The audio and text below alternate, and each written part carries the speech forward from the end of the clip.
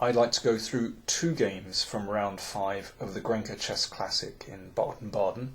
First of all, Levon Aronian against Viswanathan Anand. Now both these players are struggling to find form. Anand of course lost yesterday against Carlsen, and Aronian, well, he had a very disappointing Vacanze, and if we compare his situation to a year ago where he was perhaps a potential challenger for Magnus Carlsen, well, he's been having a rough time of late. So we pick up the game after White's 20th move. Aronian has just played the bishop to d3. It's a typical d4 opening. You can see this structure where White is playing this minority attack on the queen side, and Black has this structure here. So in the long term, White would very much like to force through a4 and b5 to weaken these pawns. But Anand has arranged his pieces very nicely on the king side. Two bishops, very powerful, very nicely placed, just set in safe positions and looking at the king side. And he's already started in advance to the g5. The rook also very active. The queen's rook has come to the semi-open e-file. I like Anand's position very much. He played queen f6, good move. So now there's a threat to take this pawn or that pawn and take the knight on f3. Therefore rook f1 prevents that tactic. And now h5. I mean, it's the standard attack. We saw Carlsen do this yesterday against Anand. The h-pawn advances down the board to soften up White's kingside position. Rook ac1. Well, again, it's this idea of a4 and b5, but it's quite long term. In the meantime, White has to survive Black's attack on the king side. And there can already be threats to sacrifice here after an exchange. You can see these pieces lined up and maybe take on e3. So queen d2 from Aronian. Well, it's actually a very crafty move, this actually. But I really like Black's position. I mean, there are a number of things that Black could do here. Playing the knight back to g7 appeals to me, threatening the knight and perhaps preparing to bring the bishop into either g4 or h3. There's also the standard taking on g3 and king g7, which will probably provoke White into countering with e4, but Black is probably looking okay in this kind of position. I mean, it's complicated, but Black certainly has the initiative. Anand played knight h6, which on the surface of it looks promising. Makes way for the bishop, and you never know when that knight may be able to land later on g4, and of course the queen is threatening the knight. Looks fine for Black, but it allows this fantastic riposte from Aronian. If you want to, this is a good exercise in calculation, then I'd suggest having a look at this position. There are obviously lots of captures that Black can make. You have to work out why they actually all work. If you'd like to pause now, you can do that, but okay, let me go through the main ones. First of all, let's go d takes e4. Well, that's clearly good for White. The knight looks at all these pieces very promising. Okay, queen takes knight is obviously critical, but now queen takes g5 check. King protects the knight, and now e5 again, check. And when this is blocked by the bishop, White takes. Now two variations. First of all, queen f5. Well, you can just take the bishop. So material is, well, White has got back a piece, and Black ought to take this pawn, and incredibly White, everything falls into place for White. Knight d7 attacks the rook and also threatens a fork on f6, so White wins material. In this position, if knight takes f5, now here's the brilliant move. Now it's possible that Anand overlooked this move. Rook c3, fantastic idea.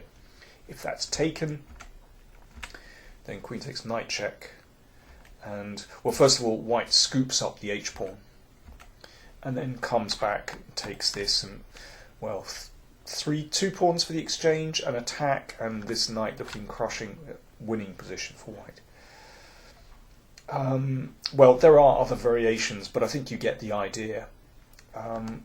This must have come as a terrible shock to Anand. He took on c5. If white recaptures, then black can take here, but there's this Zwischenzug, e5, the queen has to go back, and only then white recaptures. So basically white has been left with a strategically winning position after that little transaction. I mean, black can save the pawn on g5 by doing something like this, but his position is absolutely rotten. This wonderful pawn on e5.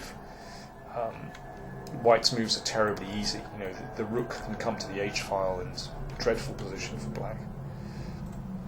Anand started playing very quickly. I mean, he'd obviously given up hope, and Aronian took on g5, and after that, well, this is one last accurate move. If this is taken, then white wins with rook e8 check and knight e6. So Anand has to fall back, and then Aronian can just trade. And well, let's just see the final moves of the game. I mean, Aronian did nothing special. Here he just offered more exchanges. And here, actually, Anand resigned. You can see that the rooks are going to be traded, and then, in effect, white has two extra pawns on the king's side, completely winning position. So, I mean, I feel very sorry for Anand. He had a nice position. He was playing very quickly, but just overlooked this tactic. As Aronian said, I got lucky. So that brings Aronian up to 50%, 2.5 out of 5. Let me just show you how Carlsen got on today as well. He was playing the tailender, David Baramidze, and this was back to the Carlsen that we know, the familiar Carlsen, grinding out a small advantage with harmonious pieces. You can see everything just looks so perfect, so elegant. Everything works together in white's position. But there's still some work to do for white here. I mean, pawns are actually even, and there aren't that many pawns on the board. So this is still hard work for white to win. Rook d5 is an obvious move, hitting the b pawn. But I assume that perhaps Carlsen was just concerned that after this, well, it's an extra pawn, but it's maybe not the best extra pawn in the world when they're doubled. Instead, Carlsen played b4, a very confident move. Not interested in grabbing the pawn straight away, but making sure that black can't mess up this pawn duo with b4. Carlsen was playing so quickly, and Baramidze was short of time and very hard to defend. Now, who knows? Maybe knight b6 is the best idea here, but it's tough, very tough to defend. Instead, he went for counterplay on the king's side. A rook and pawn endgame would give black, well, decent drawing chances, but Carlsen appreciates that and moves the knight in to attack the pawn. Baramidze goes for counterplay. So he gets a pawn as well. But it's all straightforward for white. This pawn duo on the king's side just rolls down the board. And now the knight comes back into a central position, that's also very important, and makes way for the pawns. Here they go. It's so direct, Carlsen's play. It's very interesting. There's a kind of clarity about his play. Now, he has to take care on the king's side. Obviously, king g1 would repeat the position. He doesn't want that, but he needs to avoid the mate. But he's calculated this out and very swiftly played this. And looks a little bit scary. Rook and knight can often cause problems for a king on the back rank. But Carlsen has calculated everything. The king is actually fairly happy here. Okay, you've got to watch out for this one, but this next move I like. Bang! This knight returns to this wonderful square, this wonderful central square, protecting f2, so that stops any nonsense with knight f2. Looking at this square, I mean just looking all over the board, I mean it's just a monstrous piece, and making room for the rook as well. Baron Midzer snapped off this pawn, but now Carlsen had calculated a forced win. I mean, you can put the rook behind the pawn, but when the rook goes back, it's still a little bit problematic. But this is clear. First a check, and then the rook comes across, and there is no defence to b7 and b8. It's as simple as that. If the rook blocks, then knight d6 forks these two. So Baron Midzer resigned after rook b1. I mean, another was seemingly effortless performance from Carlsen, but it takes a lot of energy to make something look so smooth. So, in the other two games, Naiditsch drew with Caruana. Tough game. Caruana had to fight hard for the draw.